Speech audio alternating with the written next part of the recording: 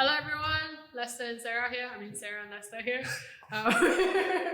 Now we're doing part 4 of our shoulder series. Today we're going to explore shoulder internal rotation. It's actually one of the biggest ones because much like in the hip, if you cannot internally rotate, you cannot extend, which we explored in part 1. So rotation is key, be it external or internal, because they contribute to both flexion and extension movements. Yeah.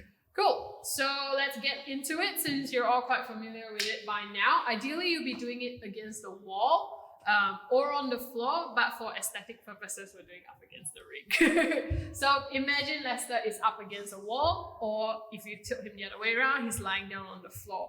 Important things to note, if the camera comes around here, we'll have the shoulder and the elbow at the same level. Yeah. And internal rotation movement is keeping your elbow still and you're going to bring your wrist down. Cool. All right, so let's start with this hand, keeping your shoulder and your elbows where they are. Good. You try to gently encourage your shoulder into internal rotation. Is that all? Yeah. Okay, where do you feel it, Lester? I feel it a little bit at the back of the shoulder. Cool. So ideally, you should be feeling it in the posterior capsule. That's what we're working on. So as usual, we're going to be step 1, we're going to be spending 2 minutes. So if he's at the wall, he's really pushing and leaning against into the wall. That will block the shoulder from moving about and focusing on just one plane of movement. So deep breath in, exhale, slowly see if you can encourage your hand a little bit closer. It's not something we're going to force. Yeah. So it's going to keep doing that. And very important thing to note, Lester is doing a very good job keeping his shoulder down. A lot of time when we lose shoulder internal rotation range, what happens? We actually end up doing this. So you're lifting from the scapula and not so much from the shoulder joint.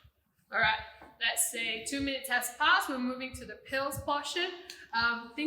Something that I didn't bring up in the previous videos is when we're doing the contractions, we want to involve the entire body. So the easiest way and the most systematic way of doing it is starting with a big belly compression, like we're bracing for a heavy squat.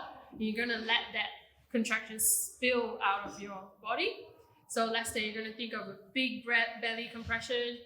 You're going to try to spread that tenseness throughout your whole body, 0 to 20, slowly ramping up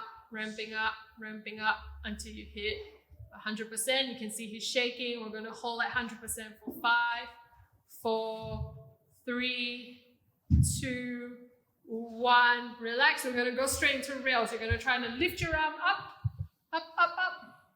Lift. 5, 4, 3, 2, 1. Slowly add pressure into the hand again. Hey, magic. Just know that even though the degrees of freedom we bought for ourselves is quite instantaneous, it's not permanent. It's something you have to continually work on, add strength in that range that you bought to earn it. Yeah? So we're going to repeat this cycle at least 3 times. So that's step 1, passive stretch for 2 minutes. Step 2, big contraction throughout the whole body. You're going to think of pushing your arm down. That's the pills portion. And then after that, you're going to try to fight your arm up. Try to lift it up. We're performing isometrics here. So I don't actually want to see you break the pressure from the other hand. Just try to push up, and then go back to step 1, which is your passive stretch. Cool. Is that clear? Thank you, guys.